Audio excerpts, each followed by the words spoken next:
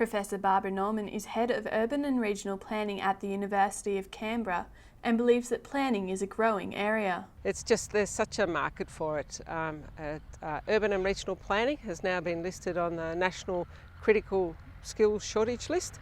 So there's a shortage of planners within Australia, which you might find hard to believe, but it's true. And so the job prospects are very, very good for both the undergraduates and certainly for the postgraduates. The University of Canberra offers a Bachelor of Urban and Regional Planning, which started in 2009. That's a 4-year undergraduate degree, which has now received accreditation nationally, which is very good for the students. And we've just had approval for a new Masters of Urban and Regional Planning with a graduate certificate and a graduate diploma. Professor Norman believes the course is ideally situated. It's a planned national capital. What better place? I see it almost as an urban observatory. It's a place where we can study transport, housing.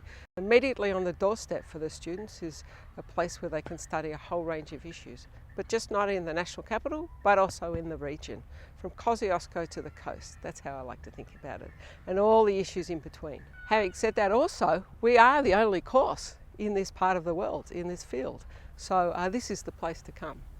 She believes that recent population estimates showing that Australia's population will increase by a further 14 million people by 2050 will mean increased demand for this industry.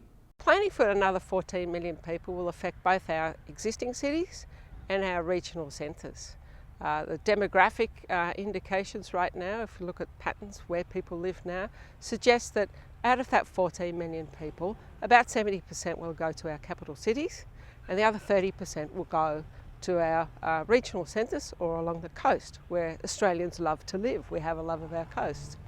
But if you think about that, that other 30% is very important, because that could be something equivalent to about another 10 Gold Coast cities.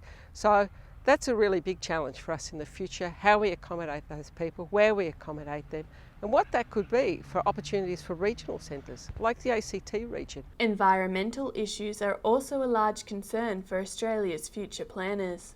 So all this is about how we manage growing cities and growing regions, and how we do it in a more sustainable way in the future. Sustainable cities, that's what we're about. Sandy Rose, University of Canberra.